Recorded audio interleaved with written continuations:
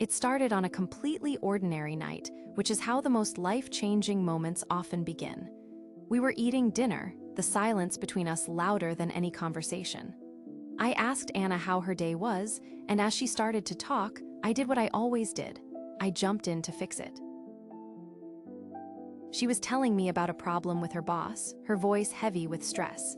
But I wasn't really hearing the emotion, I was just processing the data. Before she could even finish, I was offering a 3-point plan on how she should handle it tomorrow. She just stopped. The story died on her lips and she looked down at her plate. Then she looked up at me, and with a quiet finality that broke my heart, she said, "You never actually listened to me." I wanted to defend myself, to say of course I listen, but I couldn't, because in that moment, the truth of her words echoed in the silence she left behind. We finished the rest of our meal without another word. That night, I met the real antagonist in our relationship.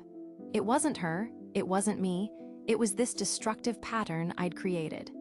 I was the fixer, a guy who thought his value in the relationship was providing answers, not providing a safe space for her feelings. I realized my constant helpful advice wasn't building a bridge, it was building a wall. Every time I cut her off to offer a solution, I was laying another brick. Eventually, the wall got so high she just stopped trying to be heard. My mind flashed back to our first few years together. I remembered staying up all night, just listening to her stories, fascinated by the way her mind worked. I didn't have answers then, I just had curiosity and a deep desire to know her. The change had been gradual, a slow erosion over time. I stopped listening because I thought I already knew what she was going to say. I had become so comfortable, so complacent, that I mistook familiarity for true connection. The human cost was devastating. I was living with the person I loved most in the world, yet I felt a profound sense of loneliness. We were like two ships passing in the night, sharing a space but not a life. I started noticing all the things she didn't tell me anymore. The little details, the funny anecdotes, the small worries. She was protecting her inner world from my fixing, and in doing so, she was locking me out. And I'll be honest, I felt resentful too. I thought, I'm giving you the answers. Why won't you just listen to me? The irony was completely lost on me. I was demanding to be heard while refusing to truly hear her. Our conversations became minefields. We tiptoed around anything that might lead to a real feeling, because we both knew it would end in her frustration and my confusion. We talked about groceries and bills, but we never talked about us. The breaking point wasn't that dinner. It was a few weeks later. She came home from her grandmother's funeral, looking completely broken. And my first instinct was to talk about logistics, about the estate, about practical matters. She just stared at me for a moment, and the look in her eyes wasn't anger, it was a deep, bottomless sadness. She didn't have the energy to fight or to explain. She just turned around and shut the bedroom door, leaving me alone in the hallway. The sound of that door clicking shut was one of the loudest sounds I've ever heard. It was the sound of a heart closing. It was the sound of a relationship dying. And I knew, standing there in the quiet hallway, that I was the one killing it. That was my rock bottom. I sat on the couch that night and faced the terrifying reality that we had become strangers. The love I felt for her was being suffocated by my inability to just shut up and listen. For the first time, I felt a genuine, gut-wrenching fear of losing her. Not to some dramatic affair, but to a slow, quiet death by 1,000 unheard sentences. The thought was unbearable. I couldn't sleep. I stayed up all night, my laptop glowing in the dark, typing desperate phrases into the search bar. I felt so ashamed, but I was more afraid of doing nothing. I had to understand what I was doing wrong. I felt completely hopeless. How could I fix a problem when my entire method of fixing was the problem itself? It felt like a paradox I couldn't solve, and our relationship was the price. But then, in the depths of my 3 a.m. doom scrolling, I found something. It was a phrase that appeared over and over again in articles by psychologists and therapists. It was a concept that offered a tiny, terrifying glimmer of hope. The term was active listening. It wasn't a complicated theory. The core idea, as I understood it, was to shift your entire goal in a conversation. You stop listening to form your rebuttal or solution, and you start listening simply to understand the other person's experience. This was the core insight, the aha moment that hit me like a ton of bricks. My job as her partner wasn't to fix her problems. My job was to sit with her in her feelings, to be a safe harbor where she could be vulnerable without being managed. I read about the psychology, about how validating someone's emotions literally calms their nervous system and builds deep trust. It's not about agreeing with them, it's about acknowledging their reality. That sounds incredibly frustrating, is 1,000 times more powerful than here's what you should do. I realized I had been doing the exact opposite for years.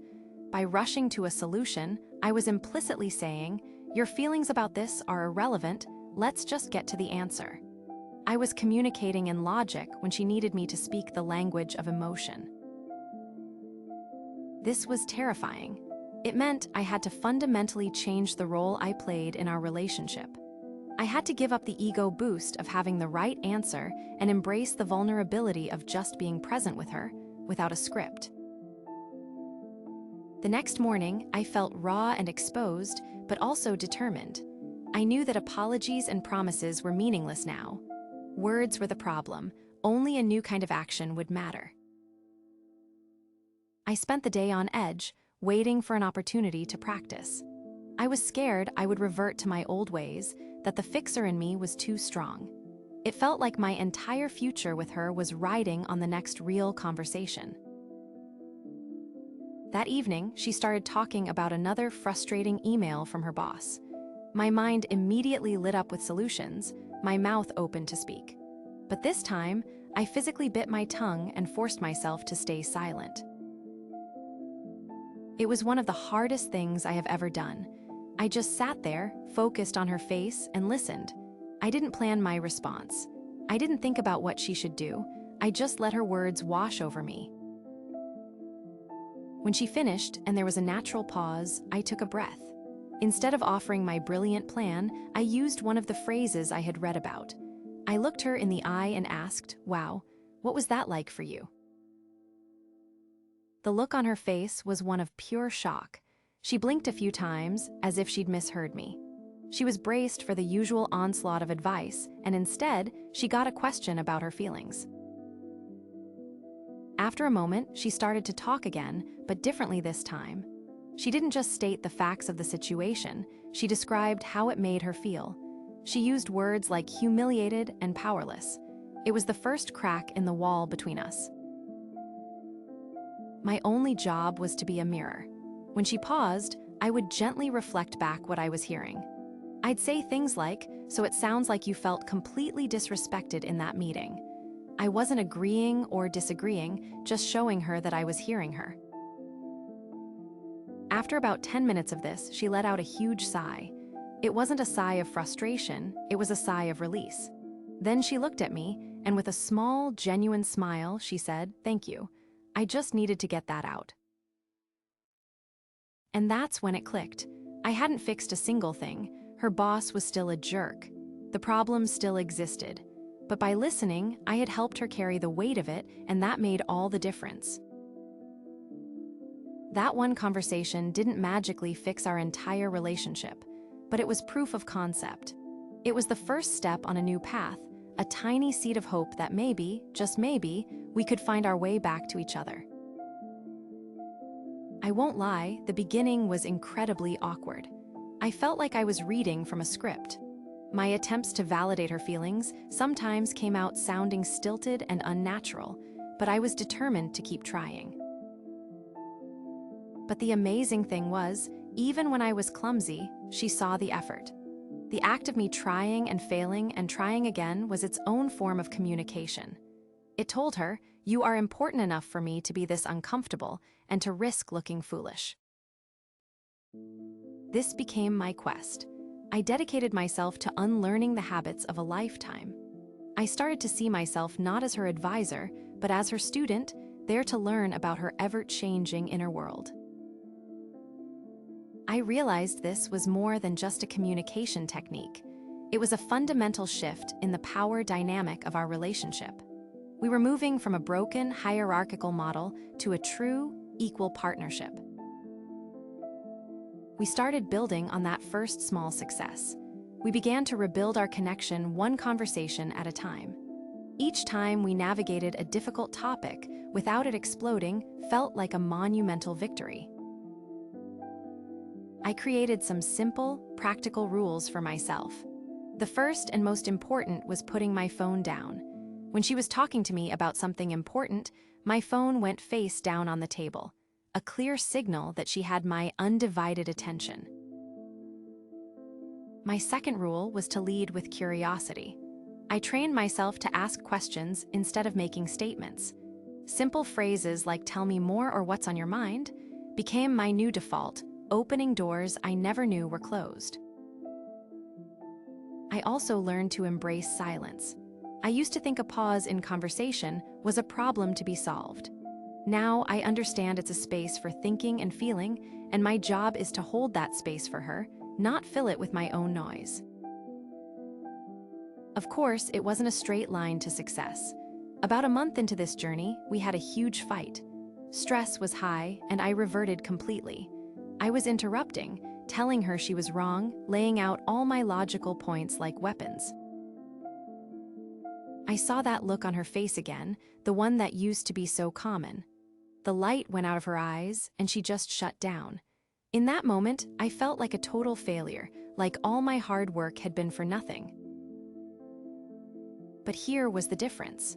In the past, I would have doubled down, convinced of my own rightness. This time, even in my anger, a part of my brain was observing, recognizing the old, destructive pattern as it was happening.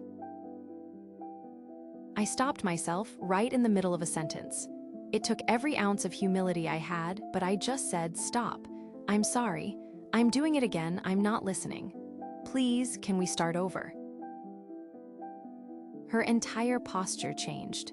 The fight went out of her, replaced by a cautious curiosity.